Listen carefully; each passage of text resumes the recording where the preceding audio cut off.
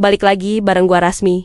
Ini cerita gue. Semoga kalian gak ikutin kesalahan gue ya. Gue cerita supaya ada hikmahnya. Tahun-tahun itu, kampungku masih jauh dari kata modern. Belum ada HP pintar, belum ada skincare, apalagi salon kekinian. Gadis-gadis kampung biasanya cukup pakai bedak tabur, pelembab minyak kelapa, dan sisir yang ujungnya sudah bengkok karena terlalu sering dipakai. Tapi ada satu gadis yang berbeda dari semuanya.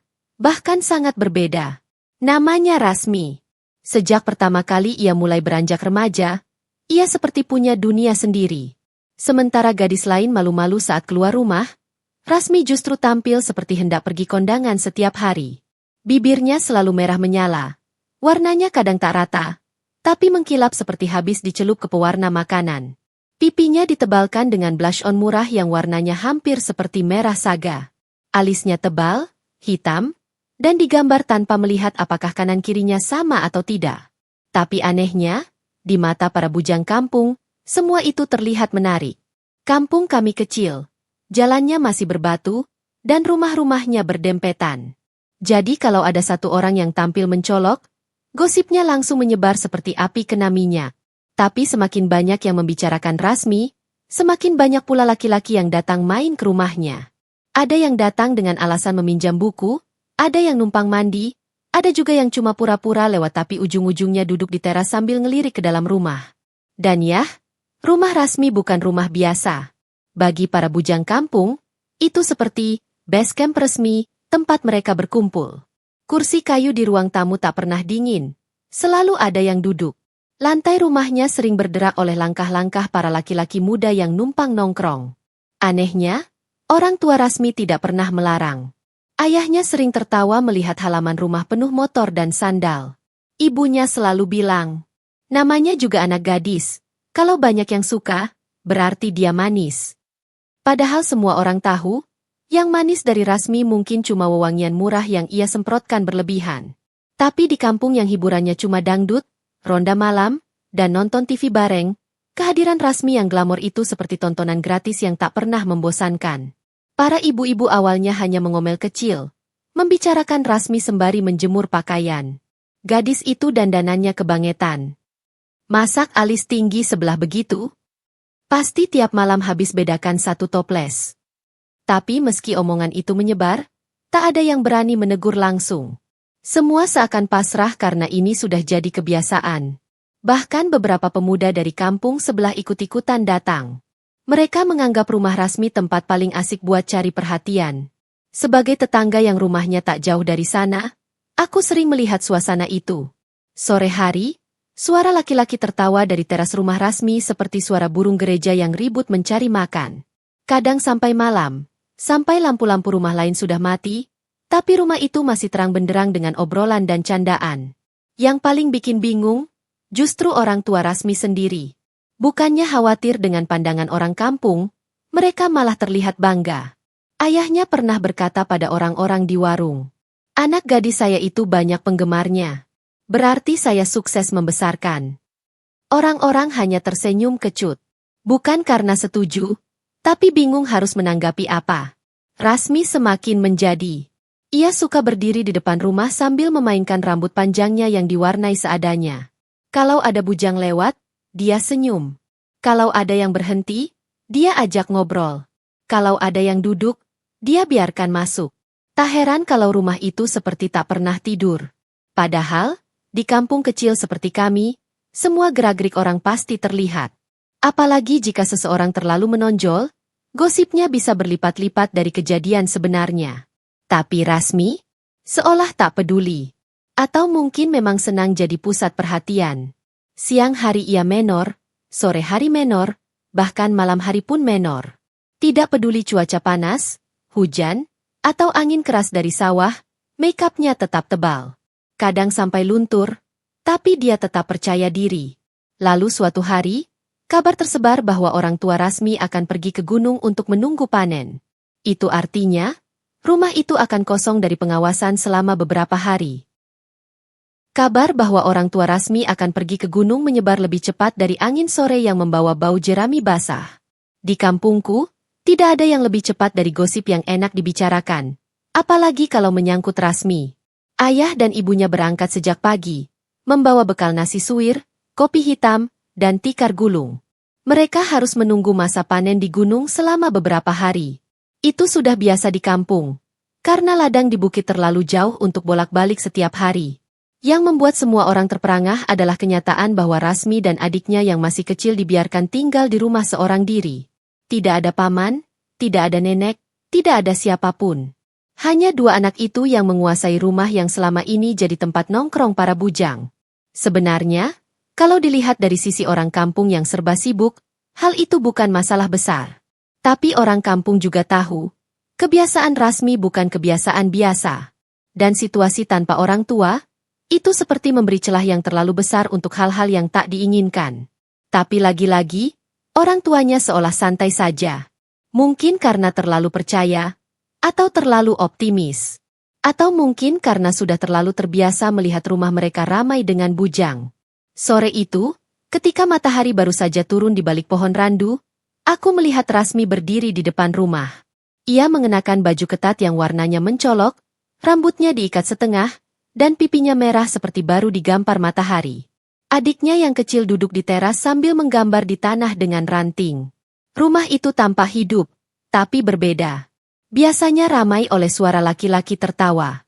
Tapi hari itu, meski sepi, ada hawa lain yang terasa. Entah lebih bebas atau lebih berbahaya. Tak butuh waktu lama sampai para bujang tahu bahwa rumah itu kini tanpa orang tua. Seolah ada alarm tak terlihat yang berbunyi otomatis, rumah Rasmi kosong. Kesempatan emas. Satu persatu mereka datang, pura-pura lewat, pura-pura bertanya, pura-pura minjam sesuatu. Padahal wajah mereka jelas menunjukkan rasa penasaran yang tidak bisa disembunyikan. Mi, orang rumah kemana? Nenekmu nggak nginep sini? Adikmu Doang yang jaga. Pertanyaan-pertanyaan semacam itu hanya dijawab Rasmi dengan senyum tipis. Senyuman yang justru membuat laki-laki semakin penasaran. Tidak lama kemudian, teras rumahnya kembali dipenuhi motor. Mirip seperti hari-hari biasa, tapi terasa lebih liar. Mereka duduk sambil main kartu, ada yang bawa rokok, ada yang bawa kopi. Semuanya seperti merasa rumah itu jadi milik umum. Namun ada satu hal yang membuat suasana sore itu berbeda. Rasmi terlihat jauh lebih berani. Kalau biasanya dia cuma ngobrol dari teras, kali ini dia membiarkan 2 atau 3 pemuda masuk ke dalam. Mereka tertawa dari ruang tamu, suara sandal geser, suara kursi berderit, semua terdengar jelas dari jalanan. Ibu-ibu yang lewat hanya menggeleng sambil menahan komentar. Anak-anak yang main kelereng melihat ke arah rumah itu dengan penasaran. Bapak-bapak pura-pura tidak peduli, padahal kuping mereka menangkap semua. Dan aku hanya bisa mengamati dari jauh. Saat malam mulai turun dan lampu-lampu rumah satu persatu dinyalakan, rumah Rasmi masih tetap bising. Adiknya yang kecil tertidur lebih cepat dari biasanya. Mungkin lelah dengan keramaian yang tak henti-henti. Tapi Rasmi, ia seperti baru mulai. Dan malam itu bukan malam biasa.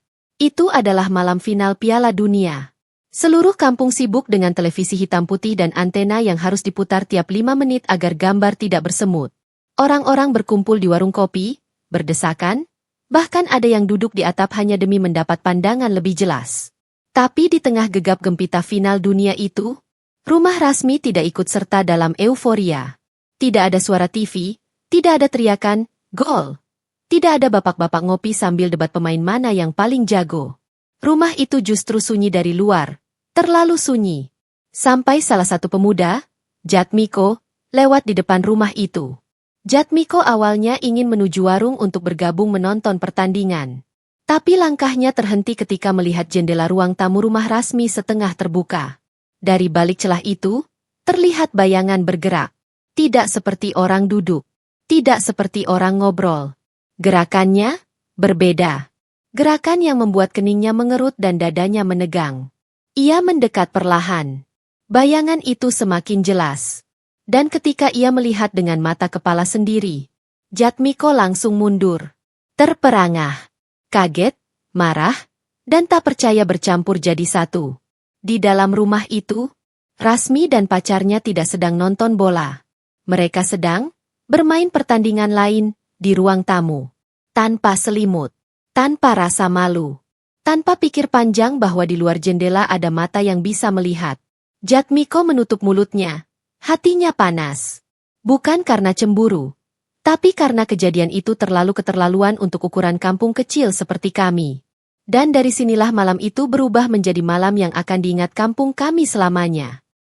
Jatmiko berdiri terpaku di samping jendela rumah Rasmi. Dadanya naik turun, bukan karena lelah, tapi karena campur aduknya perasaan yang tiba-tiba muncul. Rasa kaget, rasa jijik, rasa marah. Semuanya menumpuk sekaligus. Ia tak pernah menduga bahwa apa yang selama ini hanya jadi bahan gosip ibu-ibu ternyata nyata adanya, dan terjadi tepat di depan matanya. Padahal malam itu seharusnya menjadi malam paling meriah bagi para laki-laki kampung. Malam final Piala Dunia hanya muncul 4 tahun sekali, dan biasanya disambut seperti pesta desa kecil. Tapi justru di malam paling heboh itu, Rasmi memilih melakukan pertandingan lain dengan pacarnya. Pertandingan yang jauh lebih panas dan lebih membuat orang ternganga dibanding laga sepak bola di televisi. Jatmiko mundur beberapa langkah dari jendela. Wajahnya memanas. Ia bukan tipe pemuda yang suka ikut urusan orang lain, tapi yang satu ini benar-benar tak bisa ditahan. Ia menatap jendela itu sekali lagi, memastikan bahwa apa yang ia lihat bukan salah paham. Ternyata benar. Gerakannya jelas. Suara tipis dari dalam rumah tak bisa disangkal. Rasmi dan pacarnya sedang berada dalam posisi yang bahkan orang dewasa pun malu membicarakannya. Jatmiko memalingkan wajah, giginya terkatup rapat. Ini sudah kelewatan, gumamnya lirih. Dengan langkah cepat dan napas tak beraturan, ia menuju lapangan kecil tempat para pemuda sedang menonton pertandingan. Dari kejauhan, sorak-sorai masih terdengar. Suara, gol! Bergema dari warung yang penuh sesak oleh orang-orang. Tidak ada yang menyadari bahwa beberapa meter dari tempat mereka bersorak, ada kejadian besar yang sedang berlangsung. Saat Jatmiko tiba di kerumunan, teman-temannya melihat wajahnya yang merah dan mata yang terbuka lebar. "Mik, kau kenapa?" tanya salah satu dari mereka. "Ada apa? Kau ketinggalan gol ya? Tadi Argentina hampir bikin gol tuh." Tapi Jatmiko tak menjawab dengan candaan. Ia berdiri di tengah-tengah kerumunan sambil menahan napas. Lalu, dengan suara yang lebih keras dari biasanya, dia berkata, "Woi, kalian semua, ikut aku sekarang. Cepat." Para pemuda itu saling pandang. Ada yang bingung, ada yang merasa terganggu karena pertandingan lagi seru-serunya. "Apa sih, Mik? Aku mau nonton dulu." "Ini penting," potong Jatmiko, suaranya tegas, matanya tajam. "Di rumah Rasmi, aku lihat sesuatu." Kerumunan mendadak hening. Salah satu pemuda langsung mendekat. "Lihat apa, Mik?" Jatmiko menelan ludah. Mereka, Rasmi dan pacarnya, sedang begituan di ruang tamu. "Aku lihat sendiri." Suara komentator TV seolah berhenti di telinga mereka. Para pemuda mematung, tercengang, saling tatap dengan mata terbelalak. "Apa? Serius kau? Kau jangan bohong, Mik? Tak mungkin kali." Tapi melihat wajah Jatmiko yang murka, jelas ia tidak sedang bergurau. Beberapa detik kemudian, suasana berubah dari hening menjadi riuh. Gelas-gelas kopi ditinggalkan. Kursi plastik terguling. Anak-anak yang ikut menonton bola menatap bingung saat para pemuda dewasa berdiri secara bersamaan. "Gerbek saja," teriak seseorang. "Betul. Ini sudah keterlaluan. Kita harus kasih pelajaran." Walaupun mereka sedang melewatkan momen final Piala Dunia, rasa penasaran dan rasa ingin membenarkan keadaan membuat mereka tak bisa duduk tenang. Dalam hitungan detik, belasan pemuda keluar dari lapangan seperti kawanan lebah yang baru diusik sarangnya. Bahkan beberapa bapak-bapak ikut bangkit, pura-pura ingin melihat apa yang terjadi, padahal dalam hati mereka sama penasaran. Sementara itu, suara TV dari warung masih menggema. "Serangan balik cepat. Messi membawa bola A." Namun para lelaki kampung tak lagi peduli siapa yang sedang membawa bola di layar TV. Ada permainan lain yang ingin mereka saksikan dan hentikan. Dalam perjalanan menuju rumah Rasmi, pembicaraan mereka semakin panas. "Harusnya dari dulu kita tegur dia. Orang tuanya sih, terlalu bangga. Kita lihat apakah pacarnya bisa kabur malam ini. Astaga, Di ruang tamu pula, seperti arus besar, mereka berjalan cepat, bahkan ada yang setengah berlari. Malam yang awalnya hanya malam final sepak bola kini berubah menjadi malam operasi penggerebekan. Dan ini bukan penggerebekan kecil-kecilan, ini gerakan satu kampung. Jatmiko berjalan paling depan, dadanya masih sesak oleh pemandangan yang barusan dilihatnya. Dalam hatinya, ada rasa kesal karena merasa kampungnya sudah dirusak oleh perilaku yang tak tahu malu itu. Ketika mereka sampai di depan rumah Rasmi, lampu ruang tamu masih menyala. Jendela masih terbuka. Dan dari luar, samar-samar mereka masih bisa mendengar suara yang membuat darah para pemuda mendidih. Jatmiko mengepalkan tangan. Ia menatap teman-temannya yang kini berkumpul seperti pasukan siap perang. Sekarang, katanya, kita gerbek. Dan malam itu, kampung kami bersiap menyaksikan salah satu kejadian paling heboh yang mengalahkan final Piala Dunia manapun. Di depan rumah Rasmi, suasana berubah seperti mau ada perang besar. Para pemuda berdiri berkelompok, wajah-wajah mereka penuh emosi campur penasaran. Mereka yang tadinya duduk santai nonton final Piala Dunia di warung, kini berdiri di halaman rumah yang pintunya masih sedikit terbuka. Lampu ruang tamu menyala terang, dan itu justru membuat semuanya semakin nyata. Jatmiko berdiri paling depan. Napasnya kini sudah lebih teratur. Namun kemarahannya jelas belum padam. Ia memberi isyarat kepada teman-temannya untuk tetap diam, tapi percuma, sebagian dari mereka sudah tak bisa menahan amarah. Ini kebangetan. Mik, bisik salah seorang pemuda dari belakang. Anak kecil saja tahu malu. Masa mereka tidak? Sambung yang lain. Di dalam rumah, suara gesekan kursi dan suara halus yang tidak pantas terlontar dari ruang tamu masih terdengar samar. Suara itu bagai bensin yang disiram ke bara emosi para bujang. Semua yang hadir merasakan hal yang sama.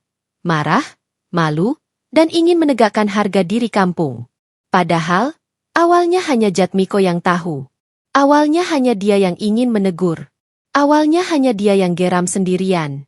Namun ketika ia menceritakan apa yang dilihatnya, teman-temannya ikut panas. Mereka merasa harga diri pemuda kampung direndahkan. Rasmi selama ini memang jadi bahan omongan. Tapi melihatnya langsung berbuat tak tahu malu di rumah sendiri ketika orang tuanya bekerja keras di gunung, itu berbeda. Dan yang membuat semuanya meledak adalah satu hal kecil tapi fatal. Kejadian itu berlangsung di ruang tamu, di rumah yang pintunya jarang terkunci, di kampung yang serba dekat dan terbuka. Bagi mereka, itu semacam penghinaan. Sudah, kita jangan ribut dulu, kata seorang pemuda yang lebih tenang, namanya Rohman. Kita harus tangkap basah, bukan bikin keributan di luar. Kalau begitu ayo masuk. Apa tunggu sampai mereka selesai? Kata yang lain dengan suara tertahan. Jatmiko menelan ludah. Kalau kita masuk bareng-bareng, mereka pasti kaget. Tapi, itu satu-satunya cara. Tak lama kemudian, dari jalanan kampung muncul wajah-wajah lain. Pemuda lain datang, penasaran. Bahkan dua bapak-bapak dari warung kopi ikut menyelinap ke barisan belakang. Tidak ada yang menghalangi. Tidak ada yang mengingatkan. Karena dalam hati mereka, rasa penasaran sudah mengalahkan final Piala Dunia yang sedang berlangsung. Ibu-ibu yang sedang menonton TV di rumah terdekat mulai keluar, karena keributan kecil tak bisa disembunyikan. Ada apa ini? Geger betul, tanya seorang ibu sambil menggendong anaknya. Pemuda lain hanya geleng-geleng. Sudah Bu, masuk saja. Nanti heboh. Tapi itu justru membuat ibu-ibu semakin ingin tahu. Begitulah kampung. Semakin dibilang jangan, semakin mereka penasaran. Di tengah kerumunan itu, adik kecil Rasmi terbangun. Ia keluar sambil mengucek mata, bingung melihat banyak orang di depan rumah. Anak kecil itu tidak tahu apa yang sedang terjadi. Ia hanya mencari kakaknya. Melihat itu, beberapa pemuda mendadak merasa iba. Kasihan adiknya, bisik seseorang. Mereka bikin beginian. Adiknya dibiarkan tidur sendiri. Adik kecil itu hendak masuk rumah. Namun seorang pemuda dengan lembut menahannya. Dik, tunggu di sini ya. Kakakmu lagi sibuk. Sibuk. Kata itu membuat semua orang saling pandang dan menahan tawa pahit. Sementara itu, Jatmiko mulai menghitung langkah. Baik, kita masuk. Rohman, kau tarik pintunya. Yang lain siap. Suasana tegang. Seolah kampung sedang melakukan operasi rahasia. Para pemuda berkumpul di depan pintu. Sebagian berdiri di samping jendela. Sementara beberapa yang paling penasaran dan paling nekat sudah mengintip dari celah dinding bambu. Dan di saat mereka bersiap masuk, dari kejauhan terdengar suara televisi dari warung. Dan ini dia, serangan balik yang sangat berbahaya. Namun kali ini, tidak ada satupun pemuda yang peduli siapa yang sedang melakukan serangan balik di lapangan Piala Dunia. Yang mereka fokuskan kini adalah serangan balik yang akan mereka lakukan ke dalam rumah Rasmi. Sebelum pintu didobrak, Rohman mendekat ke Jatmiko. Kau yakin mau mulai sekarang? Jatmiko mengangguk. Kita hentikan sekarang. Kalau tidak, kampung ini makin rusak. Beberapa pemuda mengangguk mantap. Satu suara di belakang tiba-tiba berkata, "Gerbek! Sekarang!" Tanpa aba-aba resmi lagi, pintu itu ditarik keras. Pintu kayu tua yang sudah rapuh langsung terbuka dengan suara berderak kencang. Cahaya dari ruang tamu memantul keluar, dan seketika, dunia kecil yang selama ini disembunyikan Rasmi dan pacarnya terbongkar. Dalam hitungan detik, pemuda-pemuda kampung itu masuk seperti air bah menerjang bendungan. Dan apa yang mereka lihat di dalam? Lebih heboh daripada gol menit terakhir di final Piala Dunia manapun. Cerita itu tidak hanya akan mengguncang rumah Rasmi, tetapi seluruh kampung untuk waktu yang sangat lama. Malam itu kampung kami seperti sedang tertidur setengah sadar. Kebanyakan warga sibuk menonton final Piala Dunia di rumah masing-masing. Suara teriakan dan sorak-sorai sesekali meledak dari rumah yang punya TV besar. Tapi di rumah Rasmi, suasananya berbeda. Rumah itu gelap di bagian depan. Hanya ada satu lampu menerangi ruang tamu. Adiknya yang masih kecil sudah terlelap di kamar. Sementara Rasmi terlihat mondar-mandir sejak sore. Ia berdandan lebih menor dari biasanya. Bibir merah menyala, bedak tebal, rambut disasak tinggi. Sejak tadi ia gelisah menunggu seseorang. Dan benar saja, ketika malam makin larut, suara langkah kaki terdengar pelan di halaman rumah. Pacarnya, seorang bujang yang sering terlihat numpang nongkrong di rumah itu, datang diam-diam. Mereka pikir semua orang lagi sibuk menonton bola, jadi takkan ada yang memperhatikan. Pintu ditutup perlahan, dan rumah itu kembali sunyi. Tapi yang tak mereka tahu, seseorang dari rumah seberang sempat melihat pacar Rasmi menyelinap masuk. Anak itu, kita sebut saja Wito, memang dikenal iseng dan suka kepo. Saat melihat pintu ditutup dan lampu ruang tamu meredup, nalurinya langsung bermain. Ini pasti ada yang seru, pikirnya. Wito pun mendekat, menyelinap ke samping rumah, tempat jendela kayu lama yang celahnya gampang menganga kalau didorong sedikit. Awalnya ia hanya ingin memastikan. Tapi ketika matanya mengintip ke dalam, tubuhnya langsung terpaku. Jantungnya serasa mau copot. Di ruang tamu itu, Rasmi dan pacarnya sudah larut dalam tindakan yang tak pantas. Mereka tidak lagi memperdulikan lingkungan, merasa dunia hanya milik berdua. Lampu redup membuat bayangan tubuh mereka semakin jelas. Dan saat melihat itu, Wito langsung menutup mulutnya rapat-rapat menahan suara. Tapi otaknya bekerja cepat. Wah, ini harus dikasih tahu yang lain. Ia lari ke pos ronda, tempat beberapa anak muda yang sedang asyik nonton bola. Dengan napas terengah-engah, ia langsung membuka pintu dan berkata, "Woi, di rumah Rasmi ada yang lagi macem-macem." Semuanya sontak berdiri. Bukan karena kepo semata, tapi waktu itu penggerebekan semacam itu seperti hiburan langka. Mereka berlari tanpa pikir panjang. Ada yang masih memegang gelas kopi, ada yang masih pakai sarung, ada yang bahkan lupa mematikan TV. Saat rombongan sampai di rumah itu, suasana makin tegang. Mereka berkumpul di depan pintu, saling memberi kode. Ada yang memegang senter, ada yang menutup mulut menahan tawa, ada pula yang pura-pura jadi ketua rombongan, padahal cuma ikut-ikutan. "Siap belum?" bisik salah satu. "Siap," jawab yang lain, meski takut juga. Dengan hitungan 3, pintu digedor keras. Braa, braa, braa, buka pintu. Rasmi langsung panik. Pacarnya meloncat seperti ayam kepergok maling. Mereka tak sempat merapikan apapun. Karena panik, Rasmi hanya bisa berteriak, "Jangan masuk! Ini rumah orang." Tapi rombongan itu sudah tak bisa ditahan.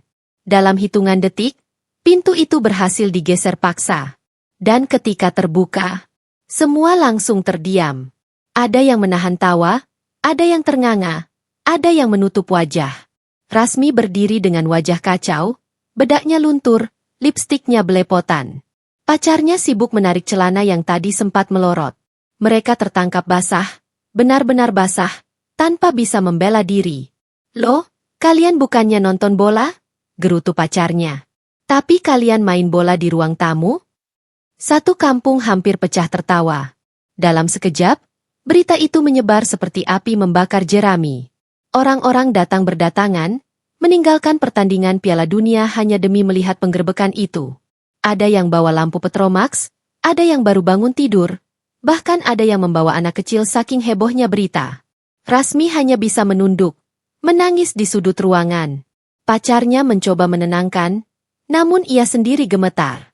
Bagi mereka, malam itu seperti mimpi buruk paling memalukan. Dan dari semua orang yang hadir, hanya satu yang benar-benar diam sejak awal. Wito, sang pengintip pertama. Ia berdiri sambil memeluk tubuhnya sendiri, antara takut dan bangga. Karena tanpa ia sadari, tindakannya mengubah malam final Piala Dunia menjadi final penggerbekan paling viral sebelum ada media sosial. Demikian kisah kali ini. Jangan kalian tiru ya, kebodohan dan dosa gue.